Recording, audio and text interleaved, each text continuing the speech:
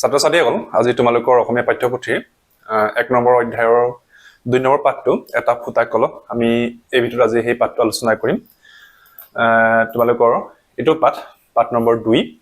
কি আছে পাঠটোৰ নাম এটা ফুটা কলহ এটা বৰ সুন্দৰ পাঠ ইয়াতে দুটা কলহৰ কাহিনী দিছে এজন পানী ভাৰী আছিল পানী পাৰীজনে কি কৰিছিল এই কলহ দুটাৰে এখন নদীৰ পৰা পানী উঠাই বজাৰত বিক্ৰী কৰিছিল এদিন কি হল ঘটনাক্ৰমে এটা কলহত ফুটা ওলাইছিল সেই ফুটা কলহটোৱে কি কৰিছিল পানীখিনি পৰি আহিছিল তেতিয়া ফুটা কলহটোৰ বৰ দুখ লাগিছিল আৰু এনেকুৱা ঘটনা আছে তাৰপৰা দুখ লাগি হি এদিন কান্দি পানী ভাৰীজনে কৈছিল যে মোৰ পেটত এটা ফুটা হৈছে সেই ফুটাটোৰে পানীখিনি পৰি আহে গতিকে আপোনাৰ কষ্ট অথলে গৈছে তেতিয়া এই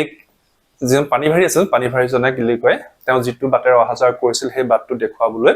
লৈ গৈছিল আৰু বাটটোৰ একাষে ফুলি আছিল তেতিয়া নুফুটা কলহটোৱে কৈছিল যে বাটটোৰ একাষে ফুলটো কিয় ফুলিছে তেতিয়া পানী ভাৰীজন কৈছিল যে ফুটা কলহটোৱে যিটো সাইডে বা কাখেৰে পানী পৰি আহে তেতিয়া সেই সাইডতহে পানী পৰাৰ কাৰণে ফুলবিলাক ফুলিছিল তেতিয়া পানী ভাৰীজনে বুজাই দিছিল যে সংসাৰত একো বস্তু অলাগতিয়াল নহয় তেতিয়া এই কথাটো জানিব পাৰি ফুটা কলহটোৰ বৰ ভাল লাগিছিল আৰু নুফুটা কলহটোও এই কথাটো শুনি বৰ ভাল পাইছিল তেতিয়া থুলমুলকে এটো কাহিনী আছে তোমালোকে পাঠটো ভাল ধৰণে পঢ়িবা এতিয়া আমি এই পাঠটোৰ যিখিনি পাঠভিত্তিক প্ৰশ্ন আছে ক্ৰিয়াকলাপ আছে আমি সেই বিষয়ে অলপ আলোচনা কৰো বলা তেতিয়া প্ৰথমে আমাক কি দিছে যে তলৰ প্ৰশ্নবোৰৰ শুদ্ধ উত্তৰটো বাছি উলিয়া সঠিক বৃত্তটো গোল কৰিবলৈ কৈছে ইয়াতে যিটো সঠিক হয় এটো আমি গোল কৰিবলৈ এটা আমি প্ৰশ্নটো চাও হা প্ৰশ্নটো কি আছে যে পানী ভাৰীজনে কান্ধত কলৰজোৰ ভাৰ বান্ধি লৈ বাটটোৰ কোন ফালে দি অহা যোৱা কৰিছিল আমাক সেইটো প্ৰশ্ন সুধিছে যে বাটটোৰ মাজেৰে নে বাটটোৰ সোঁফালে বাটটোৰ বাওঁফালে বাটটোৰ একাবেকাকৈ গতিকে ইয়াৰ শুদ্ধ অপচনটো কি হ'ব জানে এটো গ নম্বৰটো বাটটোৰ বাওঁফালে গতিকে তোমালোকে এই ক খ গ ঘ ইয়াৰে কোনটো গোল তোমালোকে গোল কৰিব লাগিব এই ঘ নম্বৰটো তোমালোকে এটো গোল কৰিবা ঠিক আছে একদম উজু এনেকা তোমালোকে মাল্টিপল চয়েস এমসিকিউ প্ৰশ্ন উত্তৰ তোমালোকে কৰিছা নেক্সট প্ৰশ্ন কি আছে চাও বলা এতিয়া চোৱা বন্ধু এতিয়াহে মনটো ভাল লাগিছে নুফুটা কলহটোৰ মনটো কেতিয়া ভাল লাগিছিল এটা অপচন দিছে আমাক ক লগৰ কলহটোৰ গাত ফুটা হৈছিল খ ফুটা কলহটো অলাগতিয়াল নহয় বুলি জানিব পাৰিছিল গ নম্বৰ পানী ভাৰীজনে নৈ কাষৰ বাটটো দেখুৱাবলৈ লৈ গৈছিল আৰু ঘ বজাৰ পাই গৈ মানে ভৰ্তি কলহটো আধা খালী হৈ পৰিছিল যে কোনটো কাৰণত এই ফুটা কলহটো ভাল লাগিছিল এই প্ৰশ্নটো কি আছিল যে বন্ধু এতিয়াহে মোৰ মনটো ভাল লাগিছে তাৰ শুদ্ধ অপচনটো হ'ব খ নম্বৰটো তেতিয়াহলে আমি ইয়াত কোড গোল কৰিব লাগিব এক খ নম্বৰত গোল কৰিব লাগিব বুজি পাইছানে কথাটো তিনি ওজন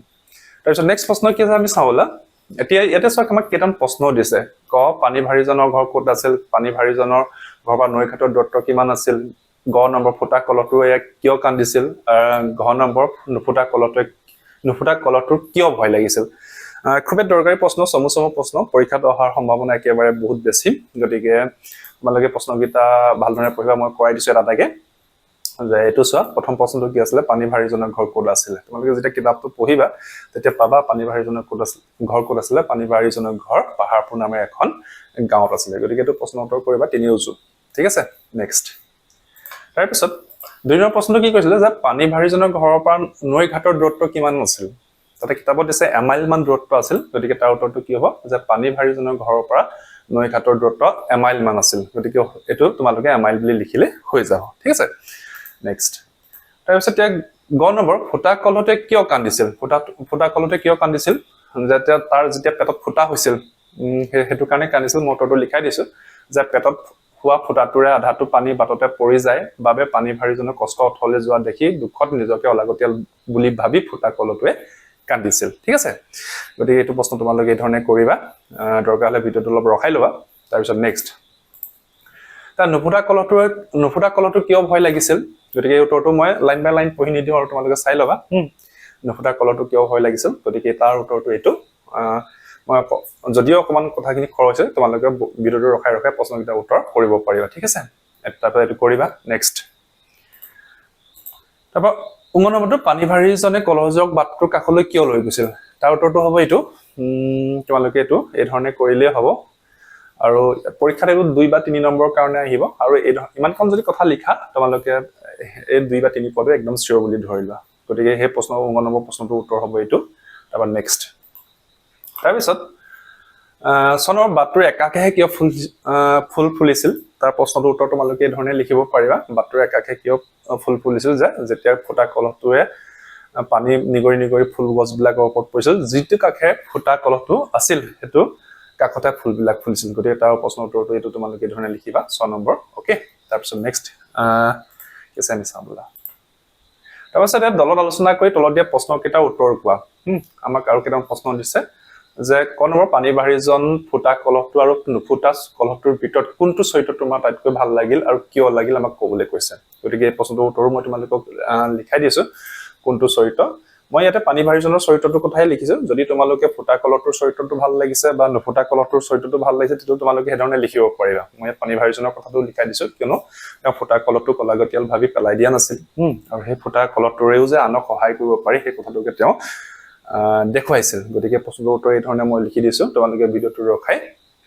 প্ৰশ্নবিলাকৰ উত্তৰ কৰিব পাৰি এইটো অকমান দীঘল হয় নেক্সট তাৰপিছত ফুটা কলহটো নুফুটা কলহটোৰ এজন ভাল বন্ধু আছিল আমি এই কথাষাৰ সাধুটোৰ কোনখিনি কথাৰ পৰা তুমি বুজি পালে কথাটো সুধিছে যে কোনখিনি কথাৰ পৰা আমি গম পাইছো ফুটা কলহটো নুফুটা কলহটোৰ ভাল বন্ধু আছিল সেই কথাটো আমাক সুধিছে তেতিয়াহ'লে প্ৰশ্নৰ উত্তৰ তোমালোকে ক'ত পাবা একদম পাঠটোৰ শেষত এষাৰি বাক্য আছে যে বন্ধু এতিয়াহে মোৰ মনটো ভাল লাগিছে সেই বুলি যে যেতিয়া নুফুটা কলহটোৱে কৈছিল তেতিয়া আমি সেই কথাবিলাকৰ পৰা গম পাইছো যে ফুটা কলহটো ভাল বন্ধু আছিল গতিকে এই কথাটো মই এইখিনিতে লিখাই দিছো গতিকে এই ক আৰু খ এই প্ৰশ্নটোৰ উত্তৰ অকমান দীঘল ঠিক আছে তাৰপৰা নেক্সট কি আছে চাওঁ বোলা তাৰপৰা চোৱা এতিয়া ইয়াতে আমাক কি দিছে কলহটোৰ মাজত কিছু শব্দ দি দিছে আৰু এইফালে শব্দ দিছে এইফালে নিতৌ দিছে আহুকাল অলাগতিয়াল জাতিস্কাৰ আৰু এইফালে কি হৈছে এই কোনটো এতিয়া আমাক দিছে প্ৰশ্ন আমি অলপ এবাৰ পঢ়ি লওঁ আছো না তলত দিয়া পানীৰ টোপোলাৰ মাজত থকা শব্দবোৰ অৰ্থ কাষৰ কলহৰ পৰা বিচাৰি উলিয়াত খালি ঠাইত লিখা যে ইয়াৰ নিতৌ ইয়াৰ অৰ্থটো কি এই শব্দকেইটাৰ মাজত কোনটো সেইটো বিচাৰি উলিয়াবলৈ বিচাৰি আমাক লিখিবলৈ কৈছে যে নিতৌ মানে কি হ'ব ইয়াতে এটা শব্দ আছে চোৱা সদায় গতিকে আমি ইয়াত কি লিখিব লাগিব এইখিনি সদায় লিখিব লাগিব মই এটা কৰি দিছো তোমালোকক এতিয়া চোৱা নিতৌ মানে সদায় আমি শব্দটো ইয়াৰ পৰা উঠাইছো ঠিক আছে তাৰপৰা আহুকাল মানে হৈছে কি এইটো বিপদ বিঘিনী গতিকে আমি এইটো এইখিনি লিখিছো বিপদ বিঘিনী তাৰ পৰা এইটো হৈছে অলাগতিয়াল মানে কি হৈছে কামত নলগা গতিকে আমি এইখিনি কি লিখিব লাগিব কামত নলগা লিখিব লাগিব হয়নে তাৰপিছত এইখিনি জাতিস্কাৰ মানে সুশোভিত গতিকে এইটো আমি সুশোভিতটো এইখিনি লিখিলো গতিকে এইটো এই পানী টোপালৰ মাজত যিকেইটা অৰ্থ আছিলে এই টেকেলিটোৰ মাজত আছে অৰ্থ আৰু সেই অৰ্থকেইটা আমি কি কৰিছো ইয়াতে এই ধুনীয়াকে এনেকে লিখি দিছো তোমালোকে এইখিনি কিতাপত কৰি ল'ব পাৰিবা হ'ব নেক্সট তাৰপিছত এতিয়া চাও জানো আহাম কেইটামান শব্দ ইয়াতে আমাক দিছে যে বাউকা কি এতিয়া এই বস্তুবিলাক অৱশ্যে এতিয়া নাই এতিয়া আজিকালি ল'ৰা ছোৱালী মানে সাধাৰণতে এতিয়া তোমালোকে চিনি নিবা বাউকা মানে কি শিকিয়া মানে কি ইয়াতে দিছে বাউকা যে ভাৰ কঢ়িয়াবৰ নিমিত্তে ব্যৱহাৰ কৰা দুই মূৰ খাজ কটাই এফলীয়া বাঁহৰ যতন যেটো আমি ভাৰ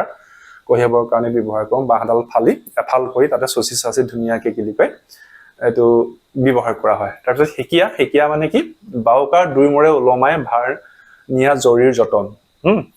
হেকিয়া মানে কি আমাৰ ধৰ ৰছীৰা কি লিখে এনেকুৱা তিনডাল ৰছীৰা তাতে টেকেলি টিং এনেকুৱা বহুৱাই নিবৰ কাৰণে ওলমাই নিবৰ কাৰণে বাউকাত ওলমাই নিবৰ কাৰণে যেটো ৰছীৰা বস্তুটো বনাই লোৱা এটা হেকিয়া বুলি কয় ওকে তাৰ পানী ভাৰী মানে যি পানী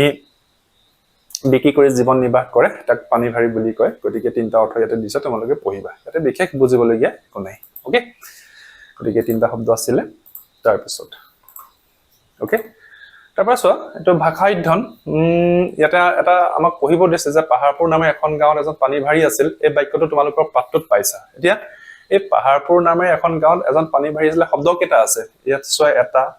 দুটা তিনটা চাৰিটা পাঁচটা ছটা সাতটা ঠিক আছে ইয়াতে আমাক দিছে যে পাহাৰপুৰ নাম এখন গাঁও এজন পানী ভাৰী আছিল যে এই শব্দবিলাকে কি হৈছে একেলগ হৈ আমাক এটা নিৰ্দিষ্ট অৰ্থ প্ৰকাশ কৰিছে নহয়নে শব্দবিলাকে একেলগ হৈ আমাক এটা নিৰ্দিষ্ট অৰ্থ প্ৰকাশ কৰিছে আৰু এই বাক্যত থকা প্ৰতিটো শব্দই এটা বাক্য নহয় জানো এটো বাক্য গতিকে আমি কি কৰিব পাৰোঁ বাক্য কাক বোলে যে যেতিয়া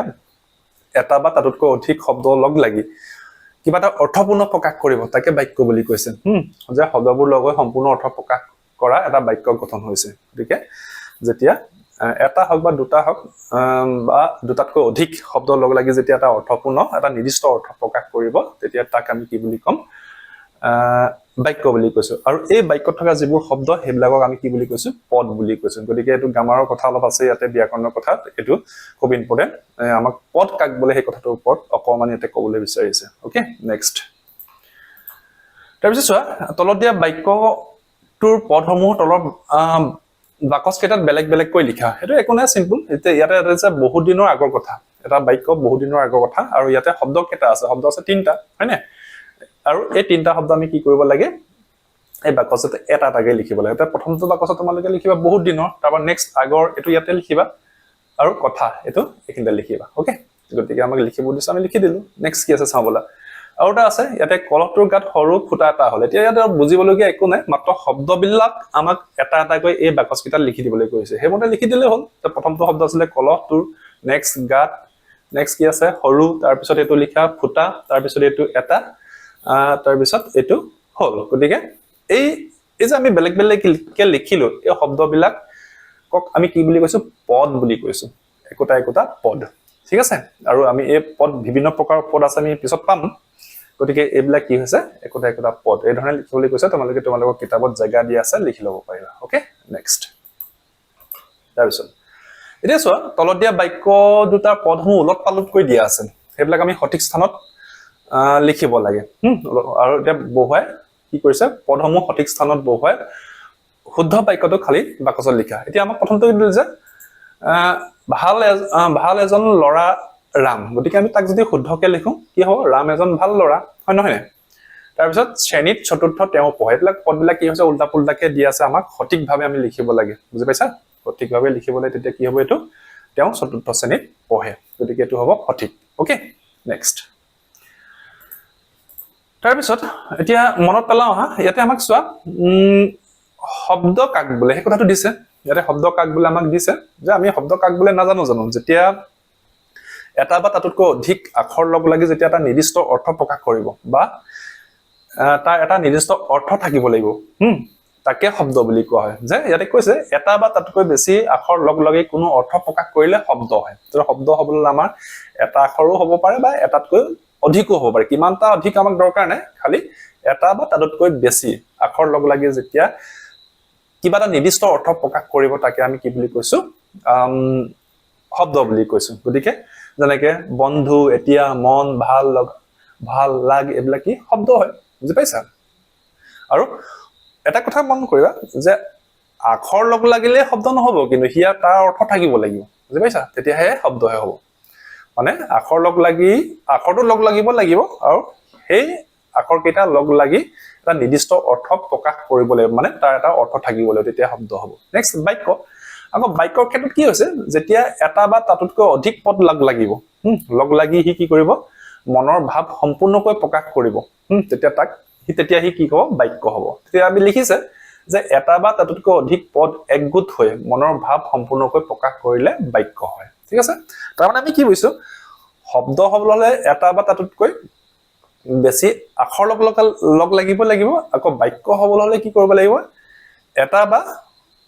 তাতোধিক শব্দ লগ লাগি যদি মনৰ ভাৱ সম্পূৰ্ণকৈ প্ৰকাশ কৰিব পাৰে বা তাৰ এটা নিৰ্দিষ্ট অৰ্থ থাকে গোটেইকেইটা শব্দ লগ লাগি এটা নিৰ্দিষ্ট অৰ্থ প্ৰকাশ কৰে তেতিয়া তাক আমি বাক্য বুলিম এই পঢ়িবা শব্দ কাক বোলে বাক্য কাক বোলে পৰীক্ষাত আহিব পাৰে নেক্সট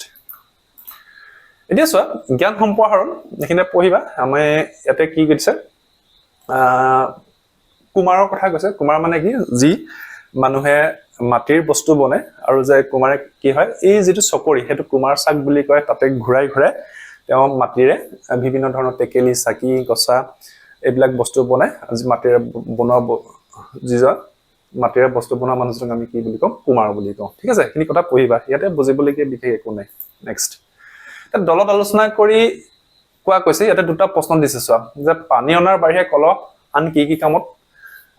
ব্যৱহাৰ কৰা হয় আৰু খ নম্বৰ দিছে কি কলহৰ বাহিৰে মাটিৰে গঢ়া আন কি পাত্ৰ আমি ব্যৱহাৰ কৰোঁ আৰু কি কামত ব্যৱহাৰ কৰোঁ দুটা প্ৰশ্নৰ উত্তৰ মই কৰাই দিছো তোমালোকে কৰি ল'বা ঠিক আছে যে এইটো কি ক'লে পানী অনাৰ বাহিৰে কলহ আৰু আন কি কামত ব্যৱহাৰ কৰা হয় তাৰ উত্তৰটো এই ধৰণে লিখিবা যে পানী অনাৰ বাহিৰে আমি কলহ বিভিন্ন কামত ব্যৱহাৰ কৰিব পাৰোঁ আগৰ দিনৰ মানুহে কি কৰিছিলে কলহত পানী থৈছিলে তাৰপিছতে আজিকালি তোমাৰ ধৰা কলহত গাখীৰ থোৱা গুড় থোৱা তাৰপিছতে পূজা পাতল ইত্যাদি কামত ব্যৱহাৰ হয় আৰু বিয়া সবাহ আদিৰ দৰে মাংগলিক কামতো ব্যৱহাৰ হয় এইবিলাক কামত কলহ ব্যৱহাৰ হয় নেক্সট এইটো উত্তৰ এই ধৰণে লিখিবা ঠিক আছে তাৰপৰা নেক্সট কি আছিলে যে কলহৰ বাহিৰে মাটিৰে গঢ়া আন কি পাত্ৰ আমি ব্যৱহাৰ কৰোঁ আৰু কি কামত ব্যৱহাৰ কৰোঁ যে এইটো মই উত্তৰটো লিখি দিছো মই লাইন বাই লাইন পঢ়ি দিয়া নাই কলহৰ বাদেও আমি ধৰা মাটিৰ যিবিলাক টেকেলি আছে মলা আছে ঘটি গিলাচ এইবিলাক কামত ব্যৱহাৰ কৰোঁ আৰু কি কামত ব্যৱহাৰ কৰোঁ তাৰ কথাটো ইয়াতে ধুনীয়াকৈ মই লিখি দিছোঁ এইখিনি উত্তৰ তোমালোকে এই ধৰণে লিখিবা ওকে তাৰপিছত চাওঁ তাৰপিছত এতিয়া চোৱা ইয়াতে আমাক দিছে নিজকে জানো হা যে আমি চৌপাশৰ পৰিৱেশ ভালদৰে ৰাখিবলৈ আমি কি কাম কৰিব পাৰোঁ ইয়াতে আমাক দিছে যে মই প্ৰকৃতিক ভাল পাওঁ সেয়েহে মই অনাহকত গছৰ ডাল পাত নিচিঙো বাকি লাইন কেইটা আমাক নিজে পুৰাবলৈ দিছে যে এনেকুৱা কি কাম আমি কৰিব পাৰোঁ যাৰ দ্বাৰা চৌহদটো আমাৰ পৰিৱেশ কি হয় ভাল হৈ থাকিব পাৰে গতিকে চৌপাশৰ বিভিন্ন প্ৰকাৰে সহায় আমি চৌপাশক কেনেকৈ সহায় কৰিম গতিকে মই কথাটো লিখি দিছোঁ যে আমি গছ নাকাটো জাবৰ জোথৰ প্লাষ্টিকৰ সামগ্ৰী য'তে ত'তে নেপেলাওঁ গছ পুলি ৰুওঁ আৰু আনকো ৰুবলৈ উৎসাহিত কৰোঁ এইদৰে চিম্পল কেইটামান বাক্য তোমালোকে মনলৈ অহা বাক্য কেইটামান লিখি দিলে হৈ যাব ওকে এইটো পৰিৱেশ আমাৰ চৌপাশৰ পৰিৱেশটো আমি কি ধৰণে আমি সুন্দৰ কৰি ৰাখিব পাৰিম কি কাৰ্যৰ দ্বাৰা সুন্দৰ কৰিব পাৰিম তাকে এইটো লিখিবলৈ দিছিলে ঠিক আছে নেক্সট তাৰপিছত ইয়াতে আকৌ দিছে কেইটামান প্ৰশ্ন 8 নম্বৰ তোমাৰ চৌপাশে থকা কি বস্তু তোমাৰ বেছি ভাল লাগে আৰু কিয় ভাল লাগে আমাৰ চৌপাশে বিভিন্ন ধৰণৰ বস্তু আছে ধৰা গছ গছনি আছে ঘৰ দুৱাৰ আছে বিভিন্ন ধৰণৰ অনুষ্ঠান প্ৰতিষ্ঠান আছে যে এই বস্তুবিলাকৰ ভিতৰত আমাৰ কি বস্তু বেছিকৈ ভাল লাগে আৰু কিয় ভাল লাগে তাৰপিছত তলত এখন ছবি আছে সেইটো কথা আমি অলপ পিছত পাতি আছো তাৰপিছত চোৱা এতিয়া এই প্ৰশ্নৰ উত্তৰ মই এই ধৰণে লিখি দিছোঁ যে তোমাৰ চৌপাশে থকা বস্তুবিলাক কি বস্তু ভাল লাগে আৰু কিয় ভাল লাগে যে মই ইয়াতে লিখিছোঁ যে গছ গছনি খেতি পথাৰ জীৱ জন্তু চৰাই চিৰিকটি ৰাস্তা পদূলি বিদ্যালয় পুথিভঁৰাল ইত্যাদি মোৰ বেছি ভাল লাগে কিয় ভাল লাগে তাৰ কাৰণবিলাকো মই ইয়াতে অকমান বুজাই দিবলৈ চেষ্টা কৰিছোঁ তোমালোকে প্ৰশ্নটো ভালদৰে পঢ়ি তাৰ উত্তৰটো বুজিবলৈ চেষ্টা কৰিবা আৰু এই ধৰণে তোমালোকে লিখিবা ঠিক আছে অকমান দীঘল এনেকুৱা ধৰণৰ প্ৰশ্ন সাধাৰণতে পৰীক্ষাত নাহে তথাপিও যেহেতু এইটো অকণ জ্ঞান সম্প্ৰসাৰণৰ কথা গতিকে অলপ তোমালোকৰ এনেকুৱা ধৰণৰ প্ৰশ্ন উত্তৰ লিখিলে তোমালোকৰ অকমান কি চিন্তা শক্তিটো বৃদ্ধি হ'ব গতিকে এই ধৰণৰ কথাবিলাক সেইকাৰণে আমাক ইয়াতে দিছে সেইকাৰণে তোমালোকে এইবিলাক বুজি পঢ়িবলৈ চেষ্টা কৰিবা লিখিবলৈ চেষ্টা কৰিবা ওকে নেক্সট প্ৰশ্ন তাৰপিছত চোৱা ইয়াতে এখন ছবি আছিলে তলত দিয়া ছবিখন চোৱা আৰু তাত দেখা কথাখিনি কথা আকাৰে বৰ্ণনা কৰিবলৈ কৈছে মানে লিখিব কৈছে দফা আকাৰে লিখিব কৈছে আমাৰ কি দেখিছানো যে এহাল ল'ৰা ছোৱালী দেখিছো তাতে আমি এটা চৰাই বা এইটো শালিকি চৰাই সিহঁতি কি কৰিছে টেকেলি এটাৰ ভিতৰত বাঁহ সাজিছে আৰু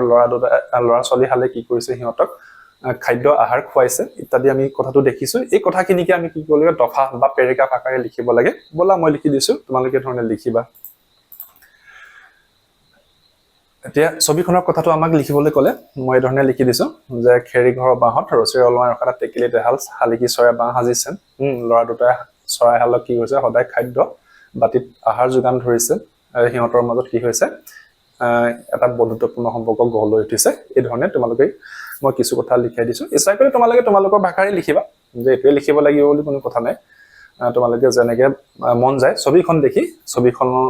দেখি তোমালোকে এটলিষ্ট 4-5টা মান লাইন লিখিবলৈ যত্ন কৰিবা ওকে এইটো এই ধৰণে মই লিখাই দিছো ঠিক আছে এইটো হ'ল 9 নম্বৰ প্ৰশ্ন উত্তৰ আছিলে তাৰপৰা কি আছে চাওঁ বলা তাৰপিছত চোৱা এই তলৰ ছবিখন চাবলৈ কৈছে কি দেখিছে বাৰু তো এতিয়া যাক কাপ এটা ভাঙিলে কিন্তু আমি কি কৰোঁ সাধাৰণতে কিবা এটা বস্তু যদি ভাগি যায় আমি পেলাই দিওঁ তাক অলাগতিয়াল বুলি ভাবি কিন্তু এনেকুৱা নহয় যে এনেকা পেলনীয়া বস্তুৰ পৰা আমি কিবা এটা ধৰা সজোৱা বস্তু বা এনেকুৱা দেখিবলৈ কিবা এটা ভাল এনেকুৱা বস্তু আমি সাজিব পাৰোঁ গতিকে ইয়াতে হেতুকে কথা বুজাবলৈ চেষ্টা কৰিছে কাপটো ভাঙিলে তাতে কাপটো ভঙাৰ পিছত তাক পেলাই নিদি তাক ধুনীয়াকৈ ইয়াতে ৰং কৰি মাটি ভৰাই তাতে এটা ফুলৰ পুলি ৰুইছে তাৰপিছত ফুল ফুলিছে গতিকে ইয়াতে কি বুজিছো যে আমি কিবা এটা বস্তু যেতিয়া আমাৰ ব্যৱহাৰ অনুপযোগী হৈ যায়